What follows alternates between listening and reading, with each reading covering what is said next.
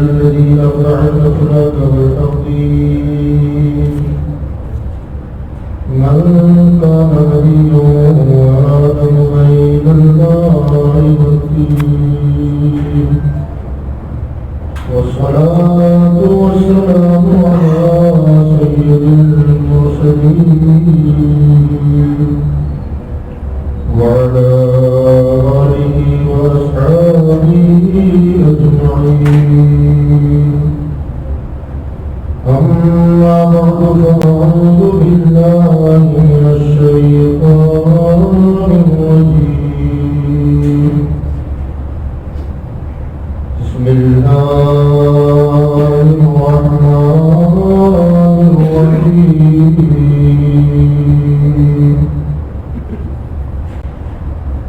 إنا أنزلناه في ليلة القدر وما أدراك ما ليلة القدر ليلة القدر خير من ألف شهر تنزل الملائكة والروح فيها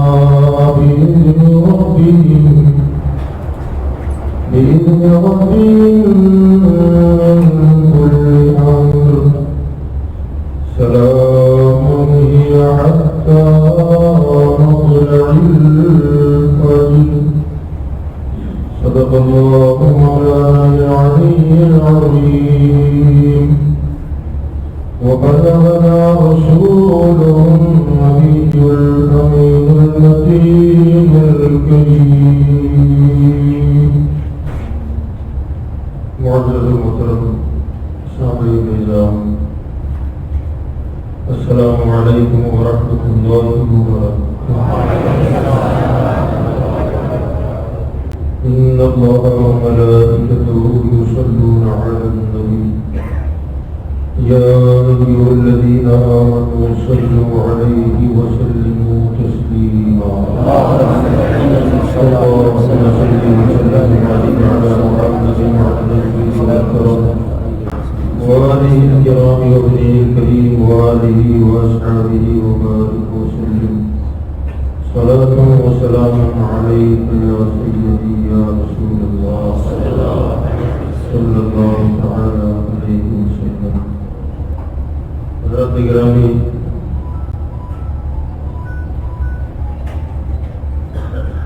جو ماہ مبارک ہمارے اور آپ کے درمیان سے گزر رہا ہے، اس مبارک و مسعود مہینے کے آخری ایام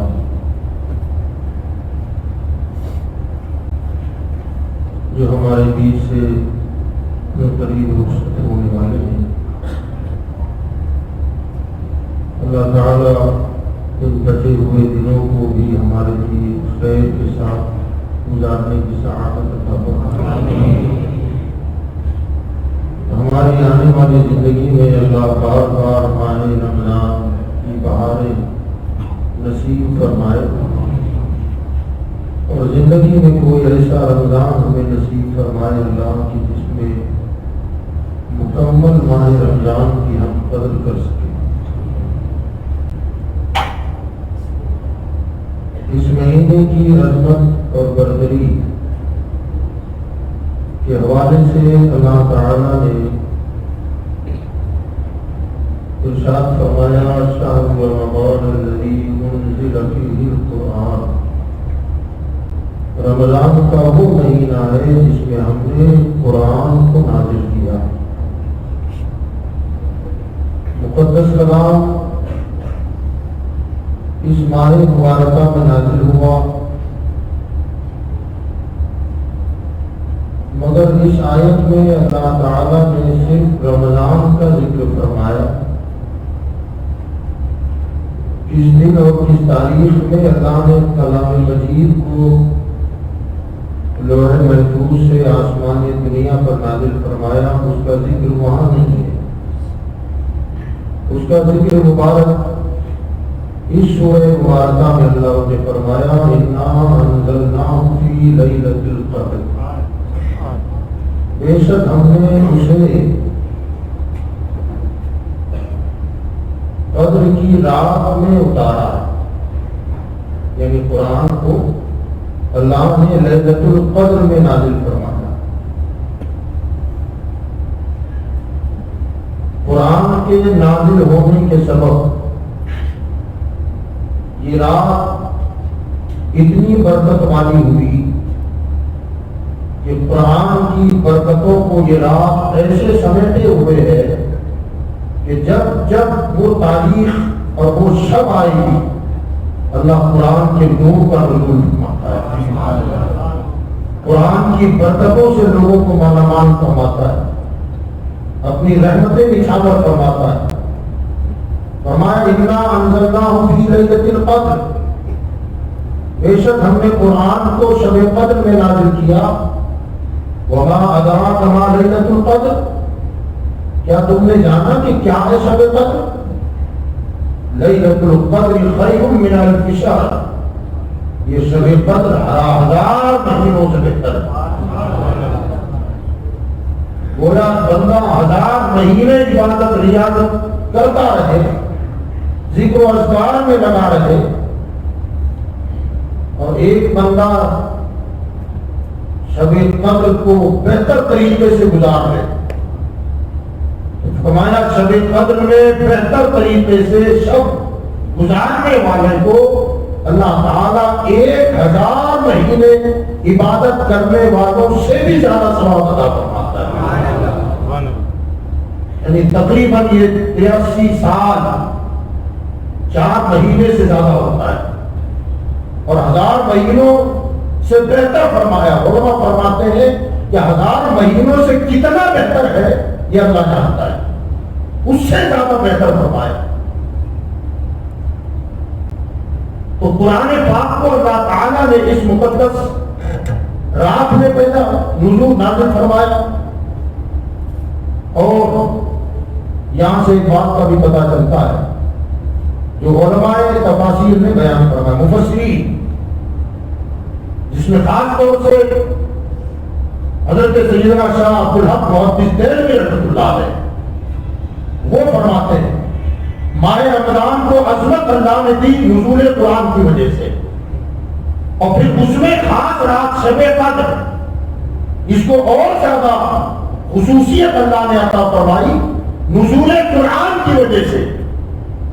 آپ فرماتے ہیں ذرا سوچو کہ جس مہینے اور جس رات میں قرآن نازل ہوا، جب وہ رات اتنی عظمت والی ہے اور وہ مہینہ اتنا برکت والا ہے، تو جس مہینے اور جس تاریخ کو صاحب قرآن آیا،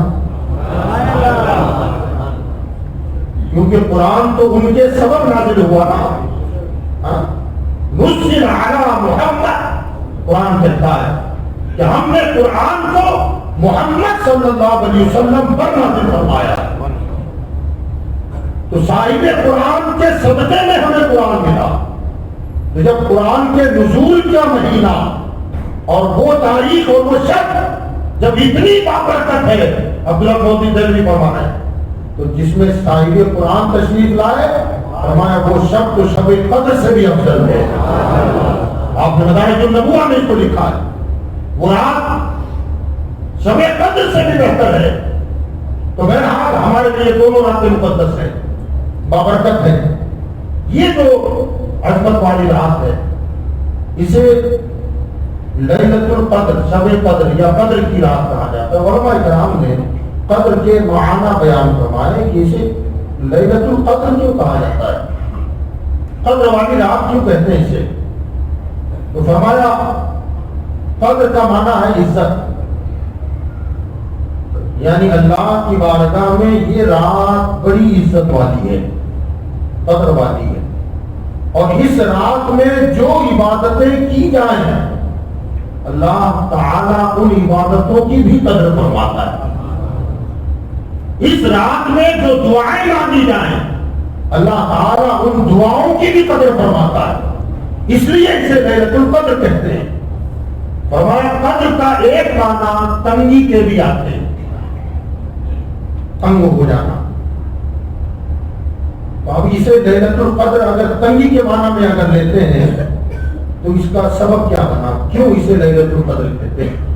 فرمایا اس کی وجہ یہ ہے کہ اس رات میں اللہ تعالی کے فرشتے زمین پر اس قدر نازل ہوتے ہیں، اتنے فرشتے اترتے ہیں کہ پوری ہوئے زمین تنگ ہو جاتی ہے، پوری زمین تنگ ہو جاتی ہے ان کے اترنے کی وجہ سے۔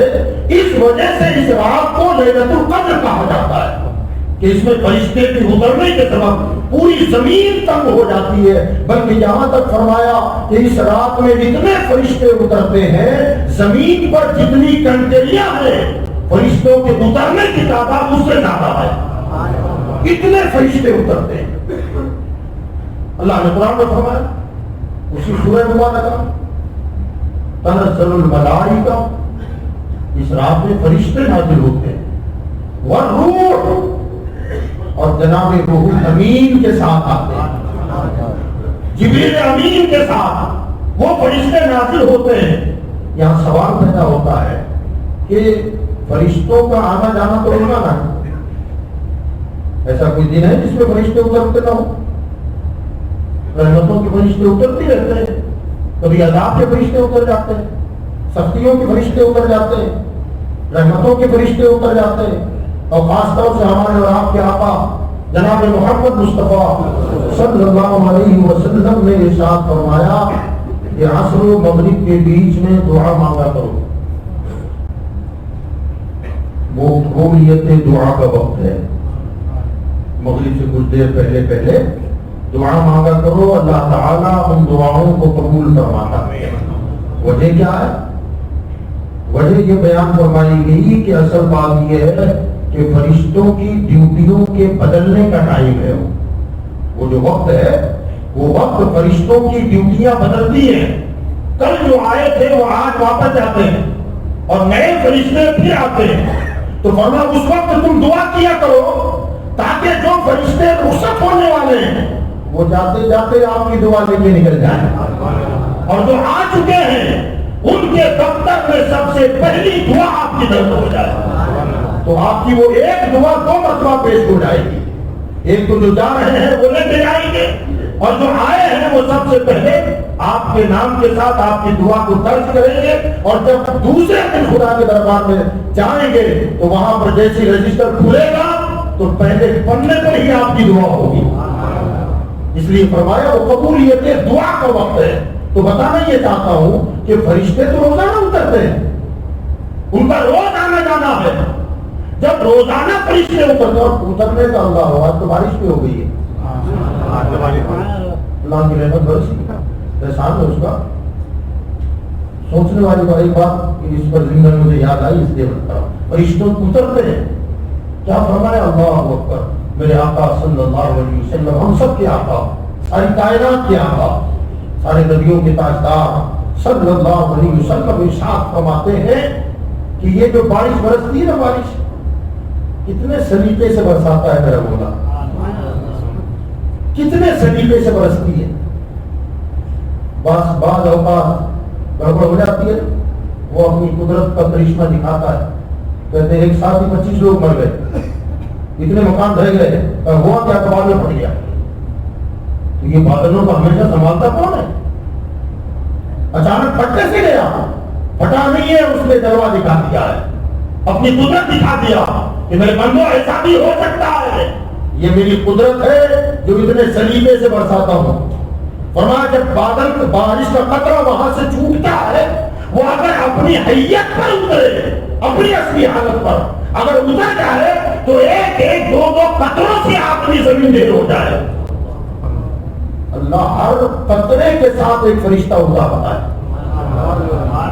ہر قطرے کے ساتھ فرشتہ اترتا ہے، اور وہ قطرے کو آسانی سے زمین پر رکھ کر چلا جاتا ہے، آسانی کے ساتھ، تاکہ اللہ کے بندوں کو تکلیف نہ ہو، اللہ کے بندوں کو کوئی اذیت نہ پہنچے۔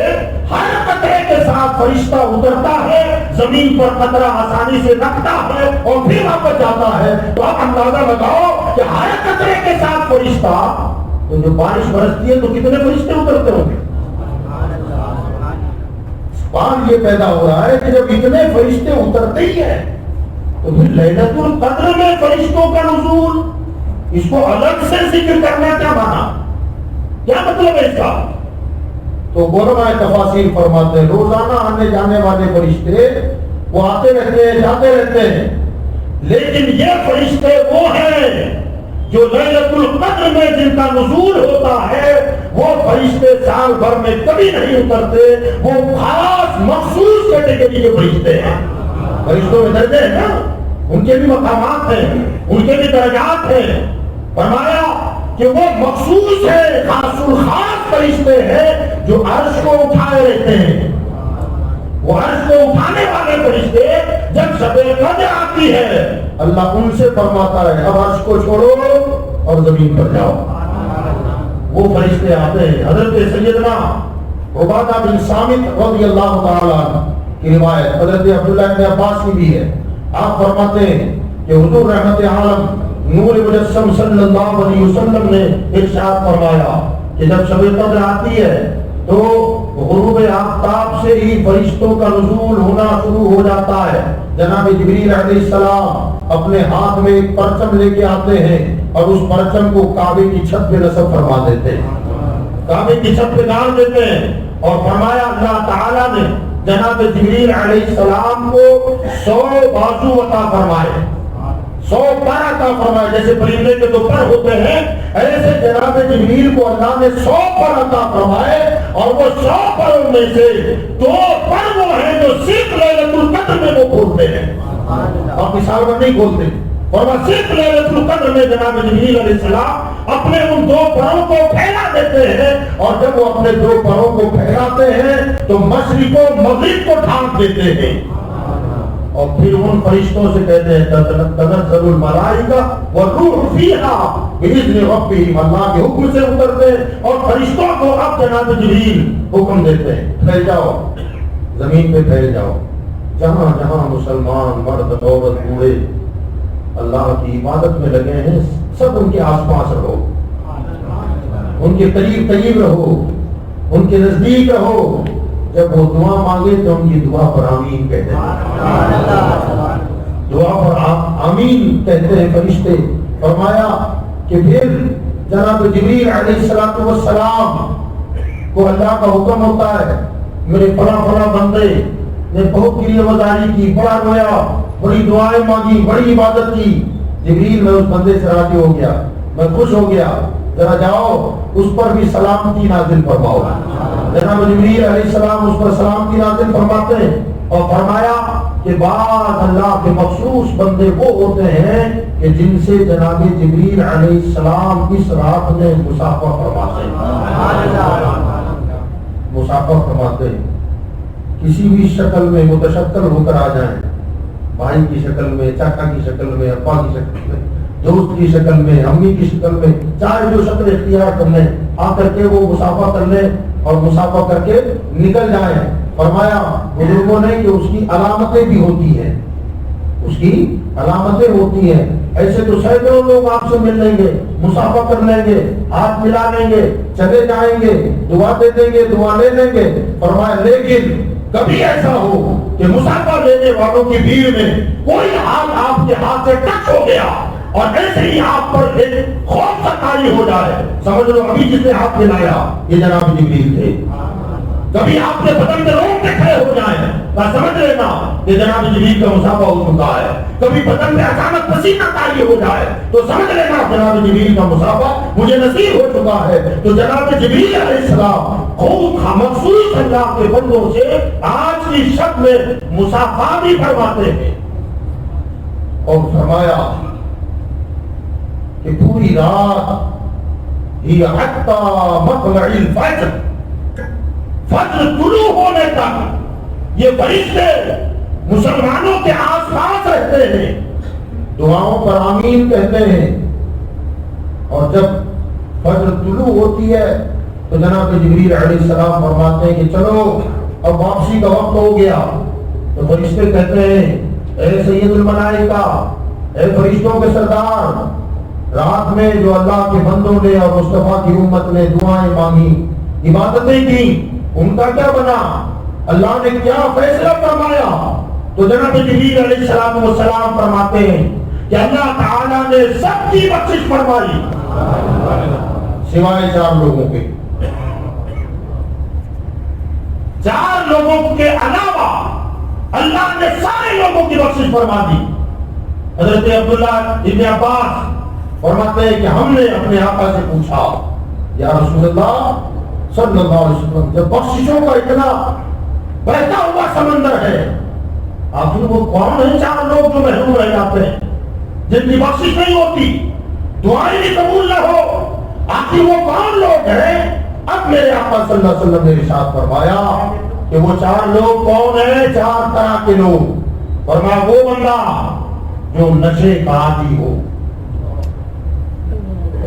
شراب پیتا ہو، اس مقدس رات میں بھی اللہ اس کی بخشش نہیں فرماتا، دعا قبول نہیں فرماتا.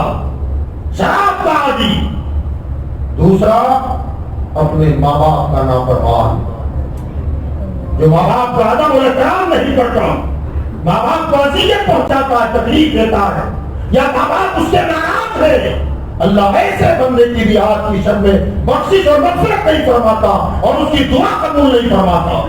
تیسرے نمبر پر وہ بندہ جس نے بغیر کسی شرعی وجہ کے اپنا رشتہ کاٹ دیا، قطع رحمی کرنے والا، خاندانی رشتہ ہے، بھائی ہے، بھتیجا ہے، بھانجا ہے، چاچا ہے، ماما ہے، کچھ تھوڑا بہت مسئلہ ہو گیا اور رشتہ کاٹ دیا، تو تیرا میرا سلام بند، تیرا میرا کلام بند، ویوہار بند. ہمارے یہاں کی بولی میں کہتے ہیں ویوہاری بند کر دیا ہم نے، ویوہار اٹھا دیا ہے. اللہ کے حبیب صلی اللہ علیہ وسلم فرماتے ہیں کہ ایسا رشتہ منقطع کرنے والا شب قدر میں اللہ کی مغفرتوں کی بارش ہو رہی ہے اور یہ بندہ اس میں بھی محروم رہ جاتا ہے. صلہ رحمی بہت بڑی بات ہے. آپ جانتے ہیں یہ صلہ رحمی جو ہے نا، رحمی، اللہ اکبر، ماں کے پیٹ کو رحم کہتے ہیں. کیا کہتے ہیں؟ رحم مادہ، ماں کا پیٹ، اسے رحم کہتے ہیں. اور علماء نے فرمایا کہ ماں کے پیٹ کو بھی اللہ نے قرآن میں یہ فرمایا کہ یہ رحم ہے. ماں کا پیٹ کو رحم کہا جاتا ہے. یہ رحم اللہ کے نام رحمان و رحیم سے مشتق ہے.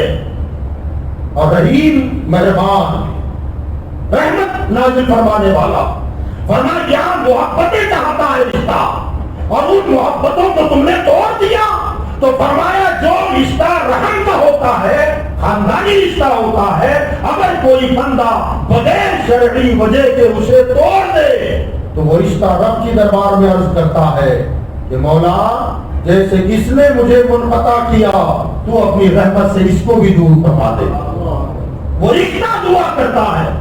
تو فرمایا جو خاندانی رشتے کو توڑتا ہے، قطع رحمی کرتا ہے، اللہ تعالیٰ شب قدر میں بھی اس کی بخشش نہیں فرماتا. چوتھے نمبر پر وہ بندہ کہ جو اپنے کسی مسلمان بھائی کے ساتھ، کوئی مومن بھائی ہو، اب یہاں رشتے والی بات نہیں ہے، کوئی مومن بھائی ہو، بغیر شرعی وجہ کے اس کے ساتھ عداوت، بغض اور کینہ رکھتا ہے، اللہ تعالیٰ اسے بھی معاف نہیں فرماتا، وہ بھی محروم رہ جاتا ہے.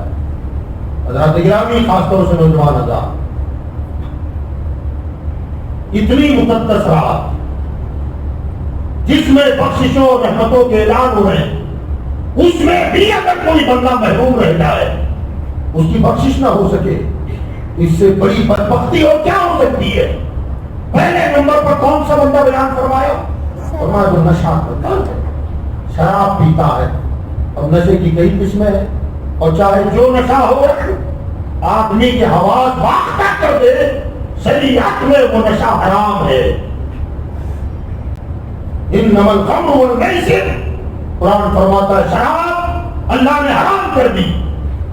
اب جس میں بھی نشہ ہو، چاہے چرس ہو، افیم ہو، گانجا ہو، براؤن شوگر ہو، یا اور ڈرگس وغیرہ، پتہ نہیں کیا کیا نکل آیا، نام میں نے دیے مگر نشہ سب میں ہے. آج ہمارا جوان طبقہ نشے کی طرف جا رہا ہے. ہمیں اور آپ کو بیدار بھی ہونے کی ضرورت ہے. اور جو نوجوان میری آواز کو سن رہے ہیں, خدا کی قسم میں اتنی گزارش کروں گا کہ مجھے کوئی خطیب, مقرر اور مولانا سمجھ کے مت سننا. یہ سمجھنا کہ ہمارا بڑا بھائی ہے جو نصیحت کر رہا ہے. یاد رکھیے, زندگی تباہ ہو رہی ہے, خاندان ناؤ پہ لگ رہے ہیں, قسطوں میں آدمی مر جاتا ہے. اپنی زندگی کو تباہ کیوں کر رہے ہیں؟ دنیا بھی تباہ ہے, آخرت بھی تباہ ہو جائے گی. یاد رکھیے, شراب کا نشہ اتنا الخبائث اس کو کہا گیا. حدیث میں میرے آقا صلی اللہ علیہ وسلم نے فرمایا تمام برائیوں کی جڑ ہے یہ نشہ. جب آدمی نشے میں دھت ہوتا ہے تو جانتے ہیں, نہ بیوی دیکھتا ہے, نہ بہن دیکھتا ہے, نہ باپ کی پرواہ, نہ بہن بھائیوں کی پرواہ, کسی کی پرواہ نہیں کرتا. بلکہ آدمی اگر ایک گناہ کر لے نا, روایت سینکڑوں بھری ہوں گی حدیث پاک میں, نشہ آدمی کو قسطوں میں مارتا ہے, آخرت تباہ ہوتی ہے. وہ الگ فرمائیے, نشہ پی کرنے والے لوگ جن کو جب اللہ تعالیٰ جہنم میں داخل فرمائے گا تو انہیں جہنمیوں کے بدن سے نکلی ہوئی پیپ پلائی جائے گی. ذرا سوچیں آپ, کیا وہ پینے کی شکل ہے؟ اگر نہیں ہے تو توبہ کر لے, آج کی مقدس رات میں توبہ کر لے, اللہ کی بارگاہ میں یہ وظاہر کرے کہ مولا اب تک جو ہوا ہو گیا, آئندہ مجھے اس وبا سے نکال دے. پکا عہد کرے کہ میں نشہ نہیں کروں گا. یاد رکھیے گا, یہ نشہ آدمی کو تباہ و برباد کر دیتا ہے. آدمی نہ دین کا رہتا ہے, نہ دنیا کا رہ جاتا ہے. حضرت سیدنا مولا علی سے محبت ہے, سے بولیں, سیدنا مولا علی کا قول سنیں آپ. حضرت مولا علی کرم اللہ وجہ کریم فرماتے ہیں کہ اگر کوئی دریا ہو, دریا, اور اس دریا میں شراب کے چند قطرے گر جائیں, شراب کی نفرت آپ کی جملوں سے ٹپکتی ہے, فرماتے دریا میں شراب کے چند قطرے گر جائیں, پھر وہ دریا سوکھ جائے, سوکھ کر میدان ہو جائے, اس میدان میں گھاس نکل آئے, تو فرماتے خدا کی قسم اس گھاس میں اپنے اونٹ بھی نہ چراؤں. ذرا سوچیں آپ, حضرت مولا علی شیر خدا کے دل میں شراب سے کتنی نفرت ہوگی. آج ہم بوتل کے بوتل خالی کر رہے ہیں ہمارے پیٹ میں, اس کی نجاست کیا ہوگی, پیٹ کتنا گندا ہو جائے گا. یاد رکھیے گا, میں تو کہتا ہوں یار, یہ جو نشہ ہے نا, دنیا کا نشہ, نشہ کیجیے, میں آپ کو پرمیشن دیتا ہوں, نشہ کریں آپ, جم کے کریں, مگر کون سا نشہ؟ وہ شراب طیبہ سے منگائی جاتی ہے, سینے میں چھپائی جاتی ہے, الفت کی میں پیالوں سے نہیں نظروں سے پلائی جاتی ہے. وہ نشہ کیجیے. وہ کیسا نشہ ہوتا ہے یار, اللہ ہمیں وہ نشہ نصیب فرمائے. وہ نشہ کرے, کیسا نشہ. کسی نے کہا کہ یہ نشہ کیا ہے؟ اللہ اکبر. کسی شاعر نے کہا تھا کہ جام پر جام پینے سے کیا فائدہ, شام کو پی صبح کو اتر جائے گی. مرد مومن کی نظروں سے دو گھونٹ پی, عمر ساری نشے میں گزر جائے گی, پتہ ہی نہیں چلے گا کہاں گزر گئی. نشہ کرنا ہے تو اس کا نشہ کرو, اور وہ نشہ جو سرکار مفتی اعظم نے کیا. مفتی اعظم فرماتے دیا ہے آپ نے جام محمد, دیا ہے جو آپ نے جام محبت نوری, ہمیشہ اس کا رہے گا خمار آنکھوں میں. کیسا خمار چلا, ایسا خمار چل گیا نشہ اس محبت کے نشے کا. مصطفیٰ کی محبت کا نشہ چلاؤ نا, جتنا پی سکتے ہو پی جاؤ. اور بیدر نے کہا تھا نا, پینے کو تو پی لوں گا, مشہور زمانہ شعر ہے ان کا, پینے کو تو پی لوں گا پر ہر طرح سی ہے, اجمیر کا ساقی ہو بغداد کا میں کھانا. وہ شراب مل جائے تو پھر کہنے ہی کیا ہے. وہ جب مست و الگ بندہ ہو جاتا ہے تو پھر وہ شراب کا نشہ ایسا چڑھتا ہے, وہ شراب عشق مصطفیٰ ہے. وہ نشہ امام احمد رضا کو چڑھا تھا, وہ نشہ مفتی اعظم کو چڑھا تھا, وہ نشہ تاج الشریعہ کو چڑھا تھا, وہ نشہ خواجہ معین الدین کو چڑھا تھا. ایسا چڑھا کہ جو بھی قریب ہوتا گیا وہ بھی مست و الگ ہوتا چلا گیا. وہ نشہ کرے اگر نشہ کرنا ہے, اور یہ نشہ تمہیں دنیا میں بھی سرخوری عطا فرمائے گا اور جنت میں بھی لے جا کر سرخوری فرمائے گا. نشہ کرنا ہے جوانوں, وہ نشہ کرے نا یہ دنیا کے نشہ آدمی کو تباہ کر دے گا، برباد کر دے گا. خدا کے لیے ان نشوں سے باہر آ جاؤ. نشہ کرنا ہے، اللہ اکبر. عورتوں نے بھی نشہ کیا ہے یار. سیدہ رابعہ بصری کو دیکھیں آپ، کیسا نشہ چڑھ گیا تھا، کیسا نشہ. روزانہ فرائض و واجبات کے علاوہ 1000 رکعتیں نفل پڑھتی تھی. 1000 رکعت نفل نماز. پوچھنے والے نے پوچھا رابعہ اتنی کثرت سے عبادت؟ تو فرمایا ہاں کرتی ہوں. کہا جنت کا بہت شوق ہے؟ کہا نہ. کہا جہنم سے ڈر زیادہ لگتا ہے؟ تو کہا اللہ کی قسم نہ میں جنت کے لیے عبادت کرتی ہوں نہ جہنم سے ڈر کی عبادت کرتی ہوں. تو کہا اتنی عبادت کی وجہ وہاں فرماتی ہیں یہ محبت کا نشہ نہیں تو کیا ہے؟ فرمایا جب قیامت کا دن آئے گا آدم سے لے کر میرے مصطفیٰ تک سارے نبی ہوں گے، انبیاء بھی ہوں گے، انبیاء اکرام بیٹھے ہوں گے. ظاہر بات ہے جیسے ہوتا ہے نا دنیا میں، وہ سوچ لے کر کے کہہ رہی ہے سارے انبیاء سے ملاقات ہوگی ایک دوسرے سے، اور سارے انبیاء اپنی اپنی امتیوں کی بات بھی تو کریں گے کہ میری امت میں ایسی شان کے بھی بندے ہوئے ہیں، میری امت میں فلاں بندہ بھی ہوا ہے، میری امت میں ایسا ولی ہوا ہے، میری امت میں ایسے لوگ ہوئے ہیں. تو فرمایا کاش کہ میرے مصطفیٰ نبیوں کی جماعت میں کہے کہ تمہاری امت کے مردوں کا یہ حال ہے اور میری امت کی رابعہ عورت کا یہ حال ہے. بس تمنا اتنی ہے کہ مصطفیٰ مجھے کھڑا کر دے. یہ میری رابعہ ہے جو فرض نمازوں کے علاوہ نوافل 1000 پڑھتی تھی. ذرا سوچیں آپ، جنت کی خواہش نہیں ہے، جہنم کا ڈر نہیں ہے، یہ محبت کا نشہ نہیں تو اور کیا ہے. یہ صحابہ کو نشہ چڑھا تھا. سنیں حضرت سیدنا خواجہ حسن بصری رضی اللہ تعالیٰ عنہ ارشاد فرماتے ہیں، دور تابعین جلیل القدر تابعی ہے، حضرت مولا علی شیر خدا کے شاگرد ہیں، حضرت سیدنا شیر خدا کے خلیفہ ہیں. جب ان کا دور آیا تو ان کی محفلوں میں دور تابعین تھا، اور اب جو نئی پیڑھی ابھر رہی تھی وہ تبع تابعین کی تھی، اور تابعین وہ تھے جنہوں نے صحابہ کو دیکھا تھا. اب ایک بڑا طبقہ ایسا جنم لے چکا تھا جو تبع تابعین کا تھا. وہ حضرت سیدنا خواجہ حسن بصری سے سوال کر بیٹھے کہ آپ نے صحابہ کو دیکھا ہے، ذرا بتاؤ نا ان کے حالات کیسے تھے. تو سیدنا خواجہ حسن بصری نے فرمایا لوگوں اگر تم صحابہ کو دیکھتے تو پاگل کہتے تھے. کیا فرمایا؟ اگر تم انہیں دیکھتے تو تم انہیں پاگل اور دیوانہ سمجھتے، اور اگر وہ تمہیں دیکھتے تو کافر سمجھتے. ذرا غور کریں آپ، یہ بات ہو رہی ہے دور تابعین کی. تب تابعین کا دور اسٹارٹ ہو چکا ہے، جوان پیڑھی ابھر گئی ہے. جب اس زمانے میں یہ فرمایا کہ اگر تم صحابہ کو دیکھتے تو پاگل اور مجنون سمجھتے، اور صحابہ اگر تمہیں دیکھتے تو کافر سمجھ بیٹھتے. اب ہمیں دیکھتے تو کیا ہوتا؟ نوجوانوں ذرا غور کریں، میرے بھائیوں بزرگوں، ہمیں سوچنے کی ضرورت ہے کہ اگر ہمیں دیکھتے تو کیا سمجھتے ہو. جبکہ وہ دور خیر القرون کا دور ہے، اچھا دور ہے. جس نے مجھے دیکھا، میرے دیکھنے والوں کو دیکھا، اور ان کے دیکھنے والوں کو دیکھا. سرکار نے ان سب کے لیے جنت کی بشارت دی ہے. جب اس دور میں یہ کہا گیا ہے تو آج تو ہمارا حالت ہی دیگر کو ہے.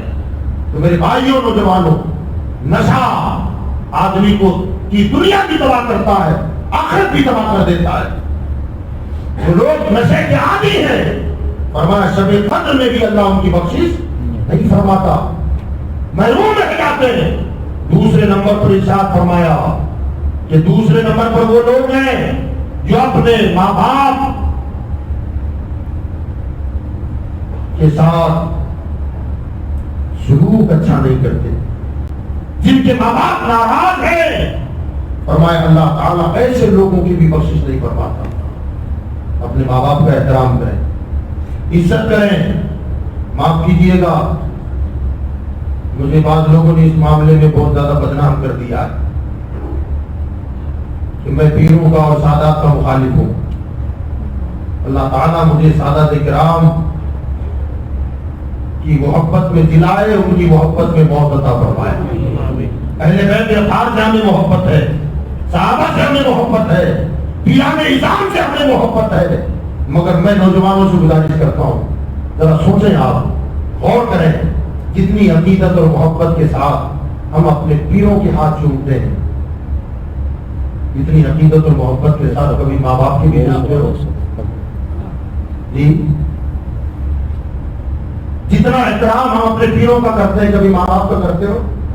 پیر صاحب آئے تو سیدھے 2 رکعت کے قاعدے میں جا کے بیٹھ جاتا ہے، کھڑا ہے تو ہاتھ باندھ کے کھڑا ہے، اور گھر میں ماں بھی بیٹھی ہے تو ٹانگیں پھیلا کے بیٹھا ہوا ہے، ماں نیچے بیٹھی ہے اور اوپر ٹانگیں پھیلا کے بیٹھا موبائل دیکھ رہا ہے، کوئی پرواہ نہیں ماں کی۔ میرے بھائی یاد رکھو، پیر کے بارے میں قرآن کی ایک آیت نہیں دکھا سکتے، اور ماں باپ کے بارے میں قرآن میں اللہ نے 15 آیتیں نازل فرمائی ہیں، 15 آیتیں۔ اللہ کی کلام کا ایک جملہ ہمارے لیے کافی ہے، مگر جن ذاتوں کے لیے میرے رب نے 15 آیتیں نازل فرمائی، اور 15 آیتوں کو کبھی پڑھ کے دیکھیں آپ، قرآن میں 15 آیتیں تقریباً 15 آیتوں کو آپ اگر پڑھیں گے تو تقریباً زیادہ تر جگہوں پر اللہ نے فرمایا میری عبادت کر، ماں باپ کے ساتھ حسن سلوک کر۔ اپنی عبادت کے بعد فوراً ماں باپ کا ذکر، اپنی بندگی کے بعد فوراً ماں باپ کا ذکر، شرک سے بچ اور ماں باپ کی احترام کر، ادب کر۔ میرے بھائیوں یاد رکھو، اور ہمارے پیغمبر نے کیا فرمایا؟ سرکار دو عالم صلی اللہ علیہ وسلم ارشاد فرماتے ہیں، سبحان اللہ، کہتے ہیں سبحان اللہ، ہمارے آقا فرماتے ہیں کہ لوگوں، باپ کی دعا بیٹے کے حق میں ایسی ہے جیسے پیغمبر کی دعا امتی کے حق میں ہے۔ ہمارے گھوم رہے ہو، حضرت دعا کیجئے، حضرت دعا کیجئے، حضرت دعا کیجئے، خدا کی قسم سب سے بڑا پیر آپ کا آپ کے گھر میں بیٹھا ہوا ہے۔ آپ کے ماں اور باپ بہت بڑے پیر ہیں، میں یہ نہیں کہتا پیروں کا احترام نہ کریں، آپ پیروں کی تعظیم نہ کریں، وہ لائق تعظیم ہے اگر شریعت کے پابند ہیں تو، ورنہ 10 انگوٹھی پہننے والا اور عورتوں سے زیادہ لمبے بال رکھنے والا ہو تو ظاہر بات ہے اس کی تو کوئی وہ ہی نہیں ہے، مگر لوگ اب ہمارا حال تو ایسا ہو گیا ہے، اللہ رحم فرمائے، کام ہونا چاہیے، چمتکار دیکھا نا کہیں جی، اس کی داڑھی ہے نہیں ہے، بال کتنے لمبے ہیں، انگوٹھی کتنی ہے، نماز بھی پڑھتا ہے کہ نہیں پڑھتا ہے، دن بھر میں کتنی کہانیاں پڑھتا ہے، کوئی پرواہ نہیں، باپو بھاوا بس اس کے پیچھے لگ جاتے ہیں۔ خدا کے لیے یاد رکھیے، ڈاکٹر اقبال نے کہا تھا، اور بہت اچھی بات کہی اقبال نے، فرماتے ہیں کہ اپنے من میں ڈوب کر پاجا سراغ زندگی، اپنے من میں ڈوب کر پاجا سراغ زندگی، تو اگر میرا نہیں بنتا نہ بن، اپنا تو بن، اپنے آپ پر تو رحم کرے، اپنی زندگی پر تو غور کرے۔ میرے بھائیوں یاد رکھیں، ماں باپ، سرکار آقا فرماتے ہیں کہ باپ کی دعا بیٹے کے حق میں ایسی ہے جیسے نبی کی دعا امتی کے حق میں۔ نبی کی دعا رد ہوتی ہے جی؟ نہیں ہوتی۔ فرمایا ایسے ہی باپ کی دعا بیٹے کے حق میں اللہ کبھی رد نہیں فرماتا۔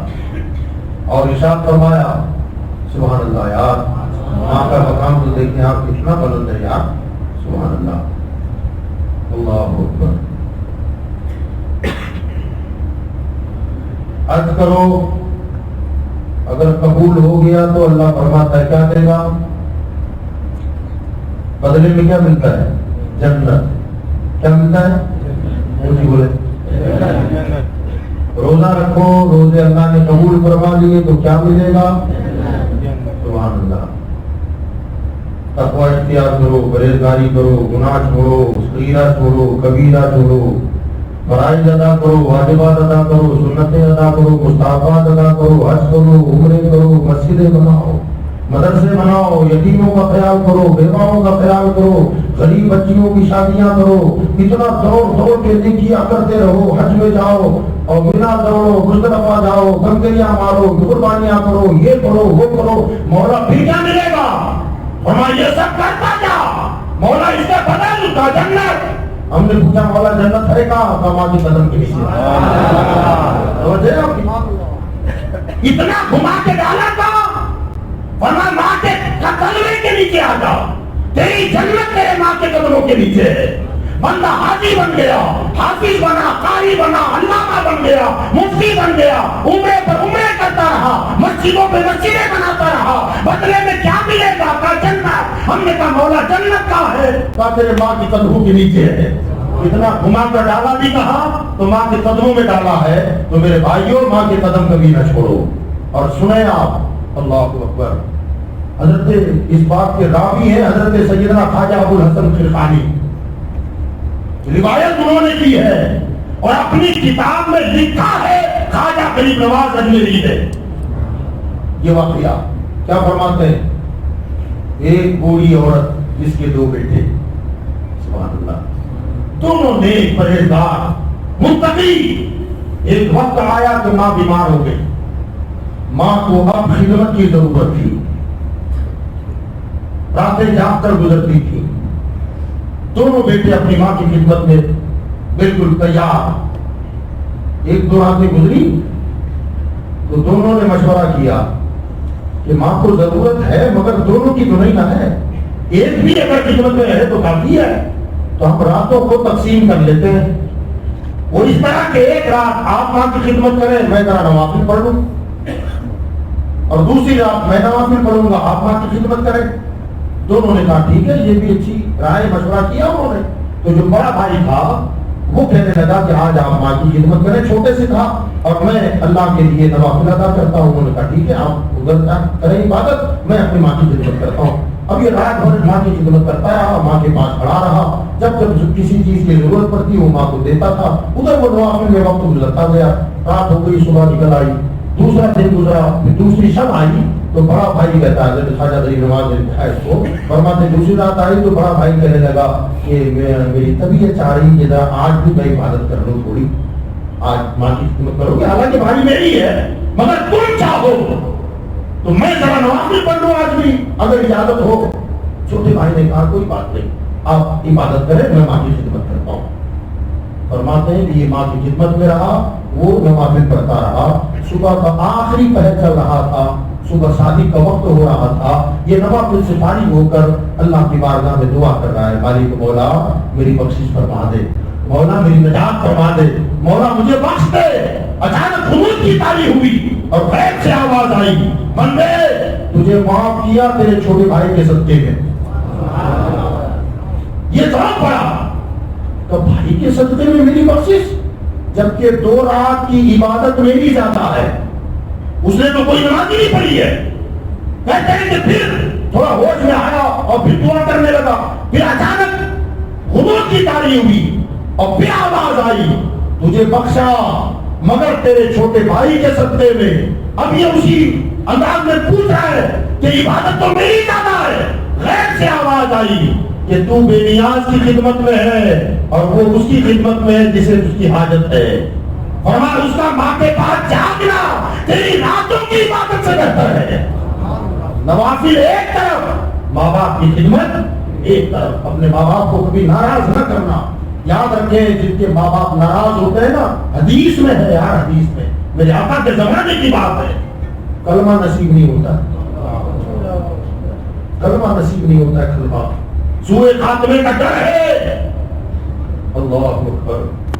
صحابہ فرماتے ہیں کہ ایک مرتبہ ہم لوگ حضور کے ساتھ بیٹھے ہوئے تھے, اتنے میں ایک شخص آیا اور آ کر کے کہنے لگا, یا رسول اللہ صلی اللہ علیہ وسلم فلاں جوان سکرات کی کیفیت میں ہے, جاگنے کی تکلیفوں سے گزر رہا ہے, کلمہ تلقین کر رہے مگر کلمہ نہیں پڑھ پا رہا ہے.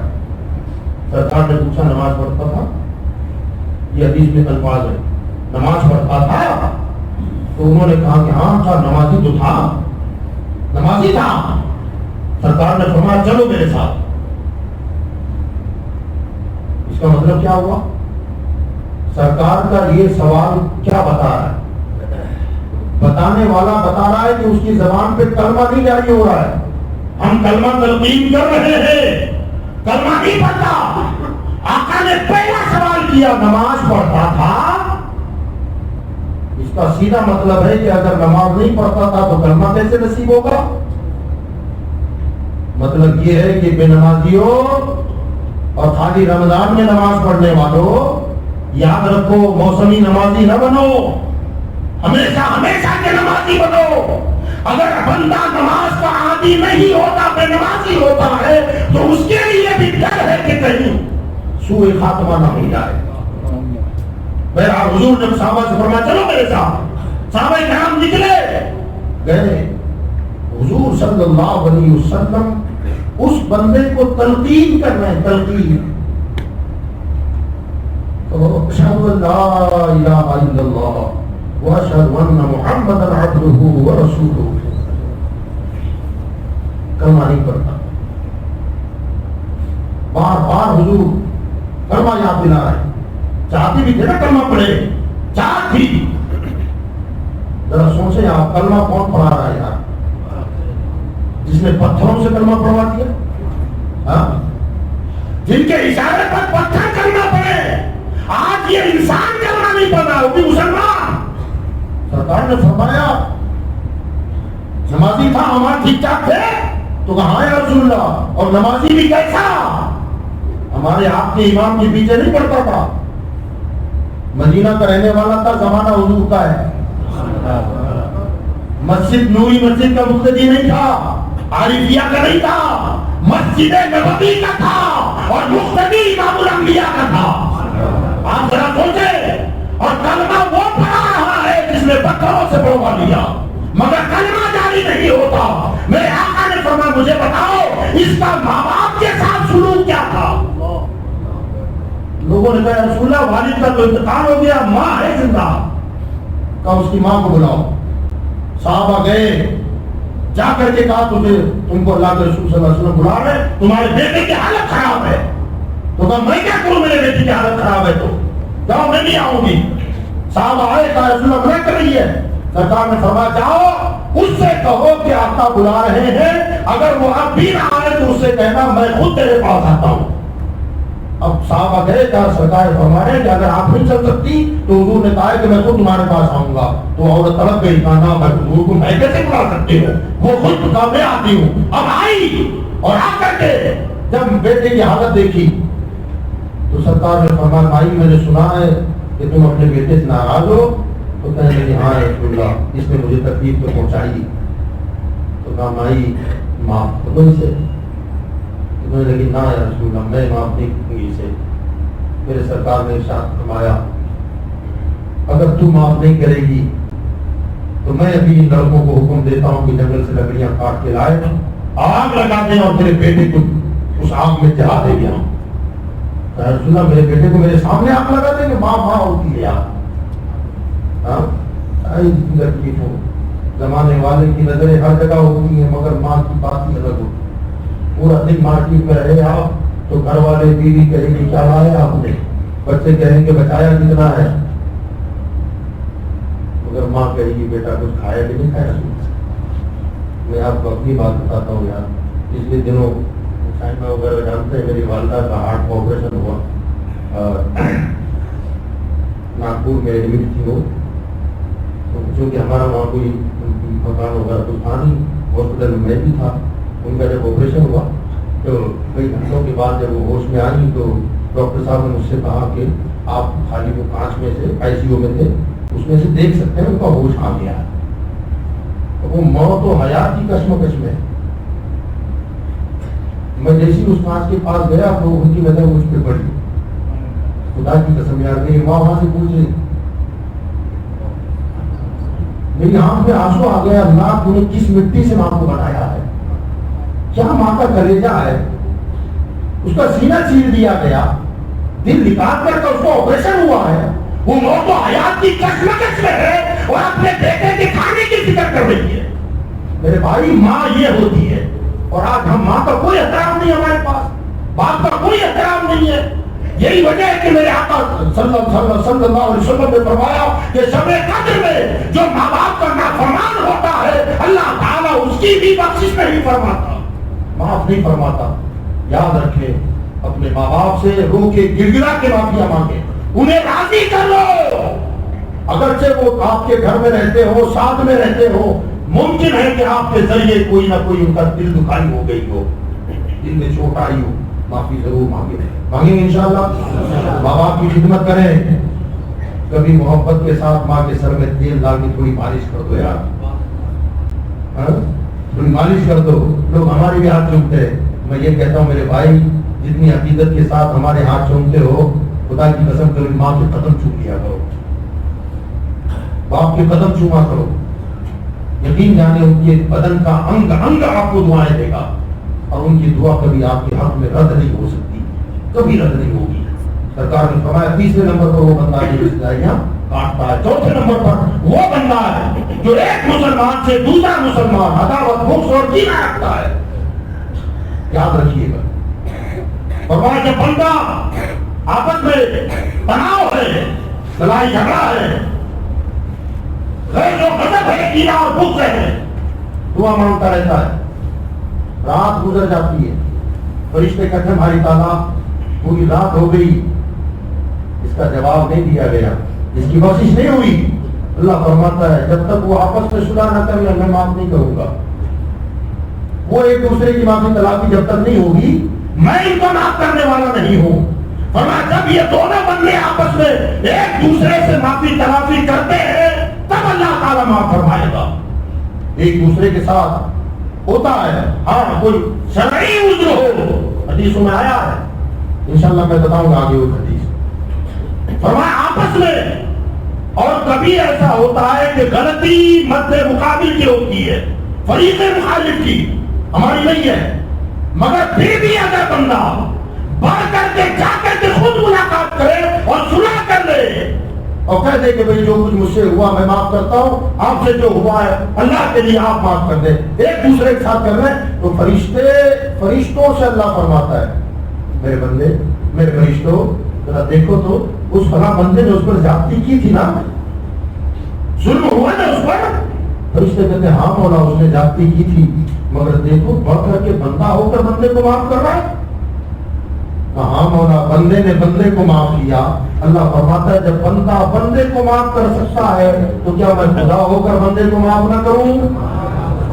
فرشتوں گواہ رہو، میرے اس بندے نے اس بندے کو معاف کیا اور میں نے اس بندے کے سارے گناہ معاف فرما دیے۔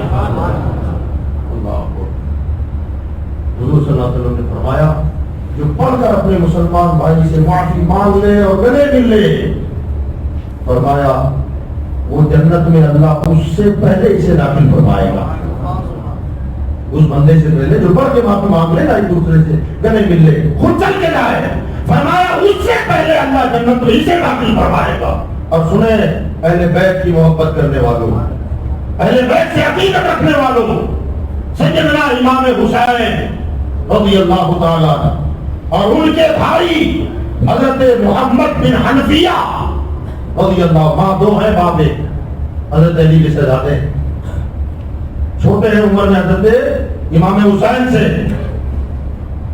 ایک دن دونوں بھائیوں میں تلخی ہو گئی، اور تلخی بھی ایسی زبردست ہوئی کہ امام حسین اتنے ناراض ہوئے کہ جلال میں آئے اور ان کے گھر سے اٹھ کر چلے گئے۔ وہاں کوئی تیسرا بندہ بھی تھا، وہ جب جلال میں آ کے نکل پڑے تو تیسرا بندہ حضرت محمد بن حنفیہ رضی اللہ تعالیٰ عنہ کہنے لگا کہ امام حسین بہت ناراض ہو گئے، آپ خیریت نہیں، آپ نہیں بولیں گے، آپ سے آپ کے گھر نہیں آئیں گے، آپ سے بات چیت نہیں کر پائیں گے، کیا ہوگا، کیسے بناؤ گے؟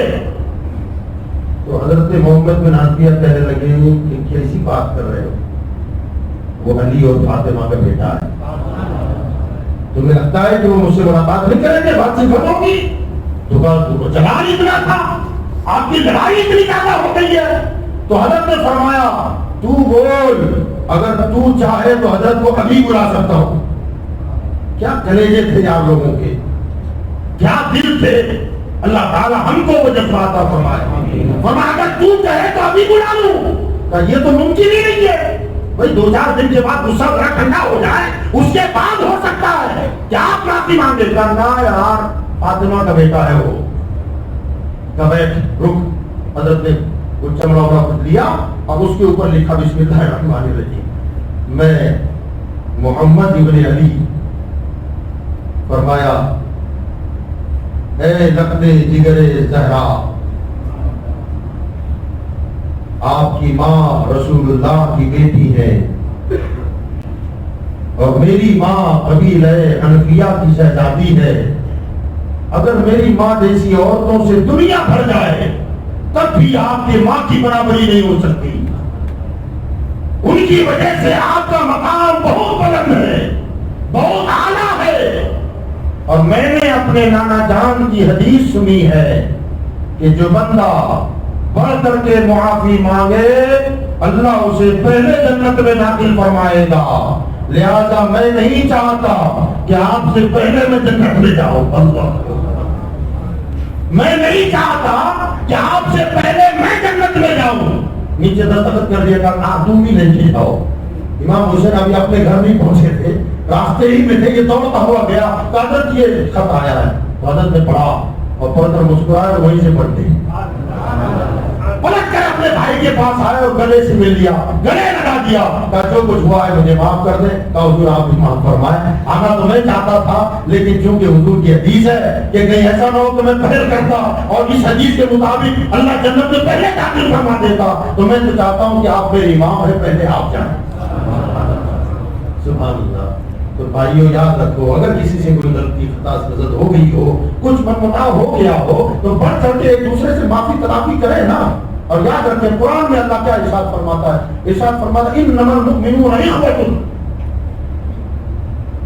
فاصلحوا بین اخویکم واتقوا اللہ لعلکم ترحمون. فرمایا مومن ہی بھائی ہے. اس کا درجہ میں کر رہا ہوں, مترجمین نے ترجمہ تو یہی کیا ہے, مومن بھائی, مومن ہی بھائی. اگر دو مومن آپس میں لڑ پڑے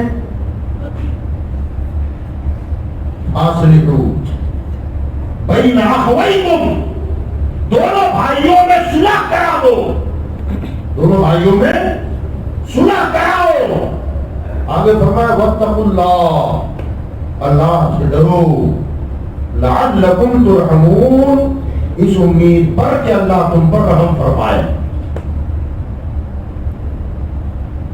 فاصلحوا امر کا صیغہ ہے, صلح کراؤ. گویا ہم میں بھی ایسی کوئی کمیٹی ہونی چاہیے جو صرف اتنا کام دیکھے کہ کہاں لڑے لو اور کس طرح دونوں کو ملایا جائے. صلح کرانا, دو مسلمانوں میں صلح کرانا. حضرت سیدہ ام کلثوم ابن عقبہ بنت عقبہ رضی اللہ تعالیٰ عنہ فرماتی ہے کہ حضور صلی اللہ علیہ وسلم نے فرمایا کہ وہ بندہ جھوٹا نہیں جو دو مسلمانوں میں صلح کرانے کے لیے کوئی اچھی بات پہنچا دے یا اچھی بات کہہ دے, وہ بندہ جھوٹا نہیں ہے. کیا مطلب ہے اس کا؟ مطلب یہ ہے کہ بھئی میرا کسی کے ساتھ کوئی جھگڑا ہے اور آپ صلح کرنا چاہتے ہیں, میں نے تو کچھ کہا نہیں, مگر آپ اس کے پاس جاتے ہیں, ارے مولانا جاتے ہیں بہت تعریف کرتے ہیں آپ کی, جب بھی بات کرتے ہیں تو آپ کی بڑی تعریف کرتے ہیں, آپ کی خوبیاں گناتے ہیں, حالانکہ خوبیاں گنا ہی نہیں. جھوٹ ہے نا, جھوٹ ہے, غلط بات ہے. مگر حضور فرماتے ہیں شریعت اسے جھوٹا نہیں کہے گی, اسے جھوٹ کا گناہ نہیں ملے گا. اپنی طرف سے کوئی اچھی بات بتا دی تاکہ دونوں بھائیوں میں صلح ہو جائے, محبت ہو جائے, تو فرمایا اسے شریعت جھوٹا نہیں کہے گی اور اس پر جھوٹ کا الزام نہیں لگایا جائے گا. مطلب یہ کہ دو بھائیوں میں صلح کرانے کے لیے اگر جھوٹ بولنے کی ضرورت پڑے تو جھوٹ بولنے کی اجازت ہے.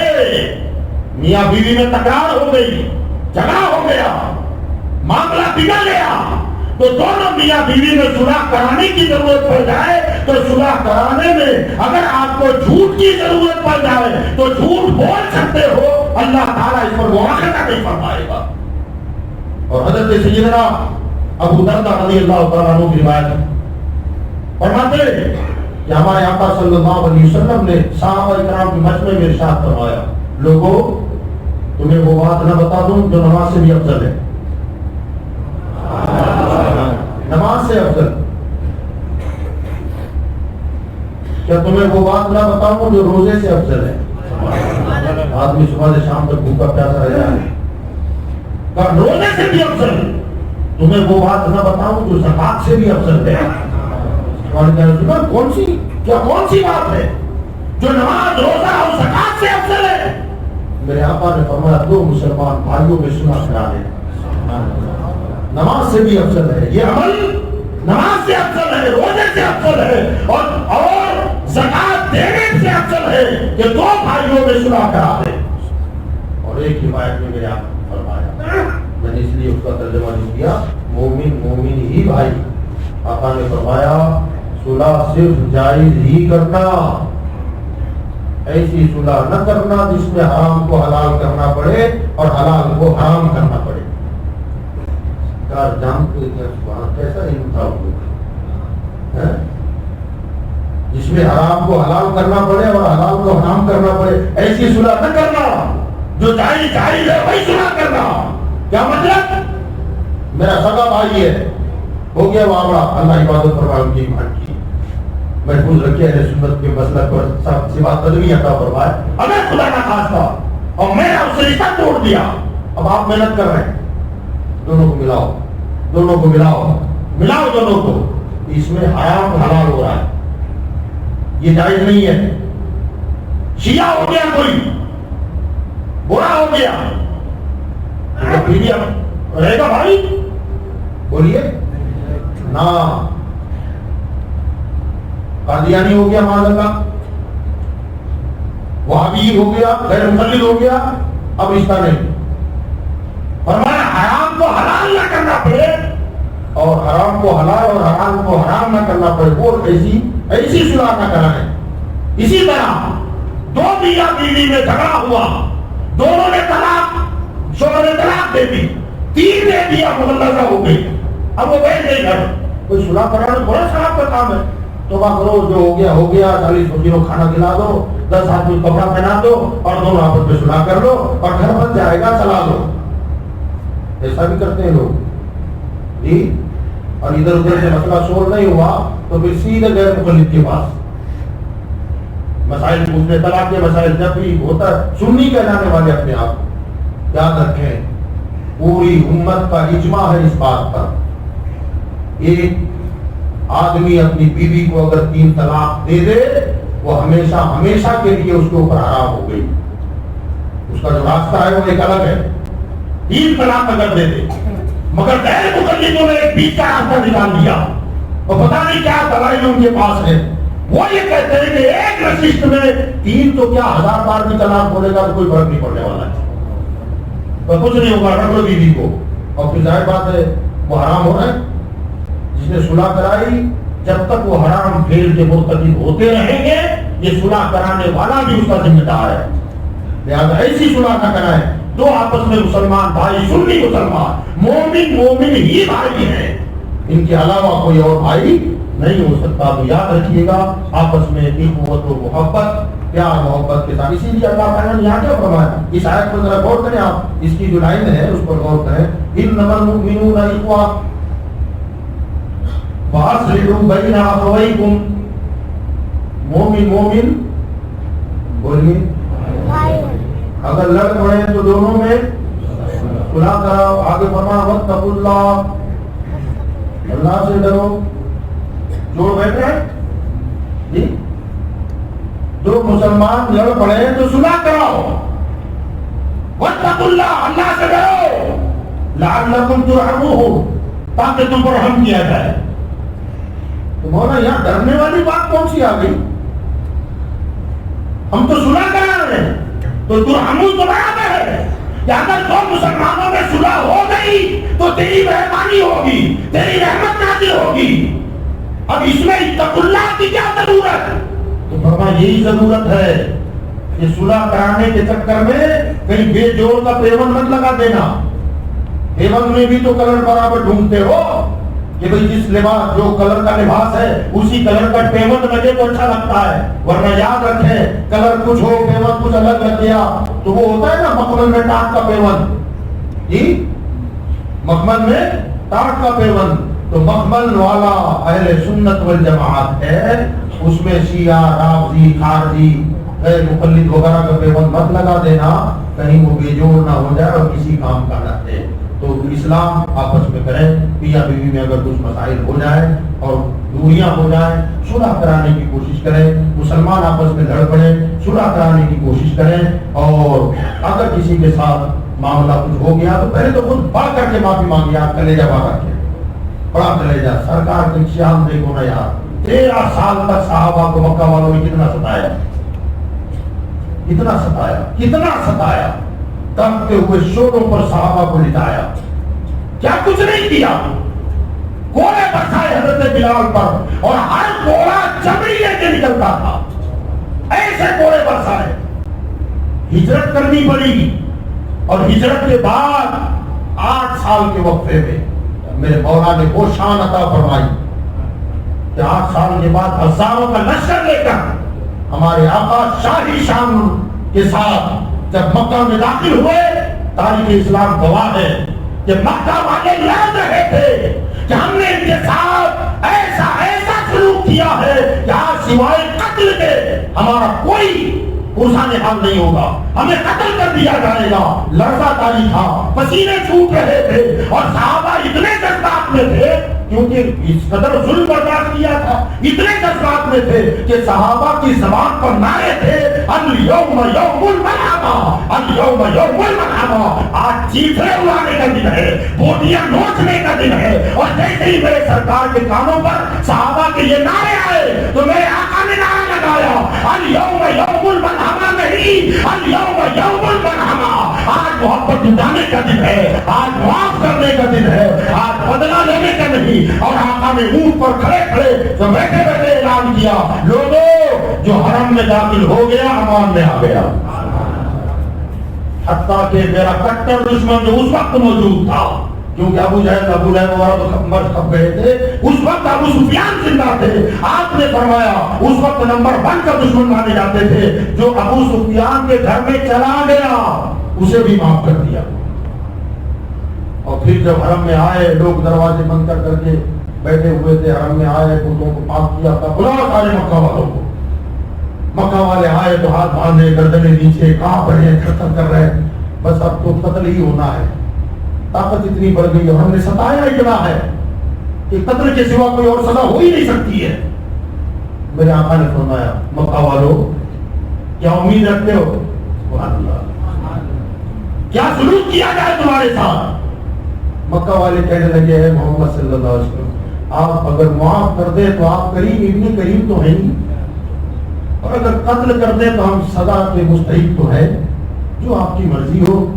میرے آقا صلی اللہ علیہ وسلم نے فرمایا میں وہی کہوں گا جو میرے بھائی جناب یوسف نے کہا تھا، ان کے بھائیوں نے کنویں میں دھکا دے دیا، کھوٹے سکوں میں بیچ ڈالا، بازار بکتے رہے، اور اللہ نے جب انہیں بادشاہ عطا فرمائی اور پھر یہ جب بھکاری کی حیثیت سے سامنے آ گئے اناج لینے کے لیے، تو میرے بھائی یوسف نے کہا تھا لا تثریب علیکم اليوم، آج تم پر کوئی مواخذہ نہیں ہے، یغفر اللہ لکم، اللہ تم سب کو معاف فرمائے۔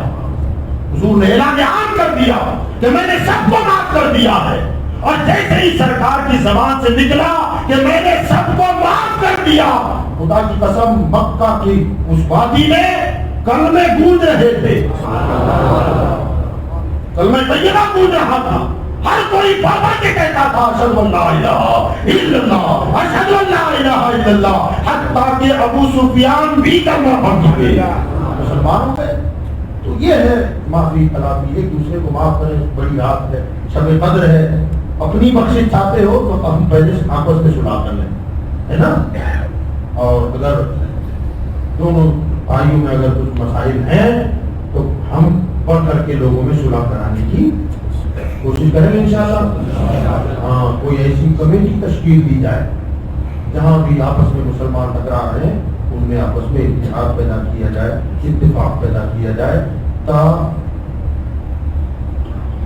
وقت یہ کہ کوئی شرعی وجہ، سمجھ رہے ہیں آپ، اگر کوئی شرعی وجہ مانے ہے تو وہاں پر شرعی وجہ ہونی چاہیے، ہے نا۔ اگر شرعی وجہ نہیں ہے اور خالی آپس کا لین دین ہے، مسائل پیسے کا کاروباری معاملات ہیں، تو اس معاملے میں صلح کرانا بہت بڑے ثواب کا کام ہے، لیکن کوئی شرعی وجہ اگر ہے، معقول وجہ ہے، تو ظاہر بات ہے اس میں صلح کرانے کا ثواب نہیں بلکہ عذاب ہو سکتا ہے، گناہ ہو سکتا ہے۔ اللہ مجھے آپ کا عمل کی توفیق عطا فرمائے. وما علینا الا البلاغ.